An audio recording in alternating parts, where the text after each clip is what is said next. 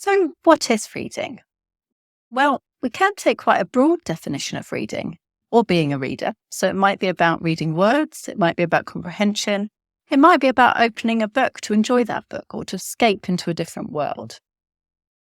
Today, though, what we're going to do is we're going to focus on a particular kind of definition of reading and establish a shared understanding of reading for this training. And really, we're going to focus on what students need to be successful in their reading. Now here, the simple view of reading is really useful. It's a theoretical framework that tells us that there are two things that students need to be successful readers. So they need to be able to read words, and they also need language comprehension. And both of those things are necessary, and neither on its own is sufficient. Now, across all curriculum subjects, students will need those reading skills. So they'll need to be able to read words and texts accurately. They'll need to be able to read them fluently, so with ease, and also with comprehension, so that they can understand what they're reading and learn from it. But in some subjects, they might also need specific knowledge and skills about the type of text or the purpose of their reading for that particular exercise. Now, the simple view of reading can be represented like this, and I find this really useful for understanding variation in reading. So what you can see in this diagram is word reading ranging from poor to good on the horizontal axis and language comprehension ranging from poor to good on the vertical axis. And then what we can do is we can think about students as varying on both of these dimensions, both of these aspects of reading. Now, most of our students will fall into this top right-hand quadrant, which means that they're doing well. They are successful readers. They may still need some support for particularly complex texts, but they are successful readers. The simple view of reading also tells us 3 reasons why students might have reading needs. So they might have needs that are to do with word reading, with language comprehension, or both.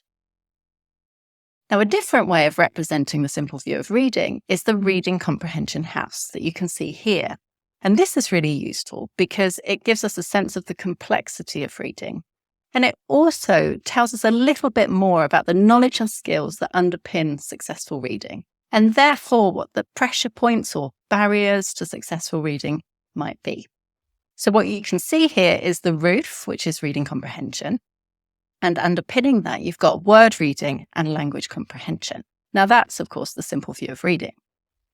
In terms of word reading, though, you can break that down further into decoding. So that's the ability to translate from print to sound. Word recognition, so that's the ability to recognize words from memory when you see them on the page. And fluency, so that's the ability to read words with enough ease so that you free up bandwidth for comprehension. And underpinning that, there is some knowledge and skills around sounds, so phonological knowledge, and around letters, letter knowledge.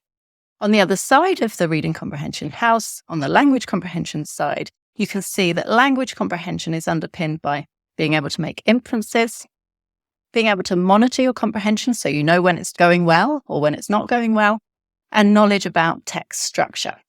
And underneath that, you can see structural language skills. So knowledge of vocabulary and knowledge of grammar and syntax, for example. In order to support successful reading, it tells us what we need to do and what we can teach as well.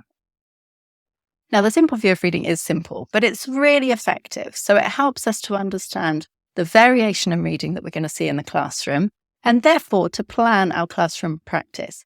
We can also evaluate the impact of what we're doing. So we need to do that whilst thinking about both word reading and language comprehension.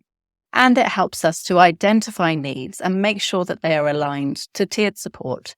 So support in the universal classroom and also targeted support where necessary. Thank you.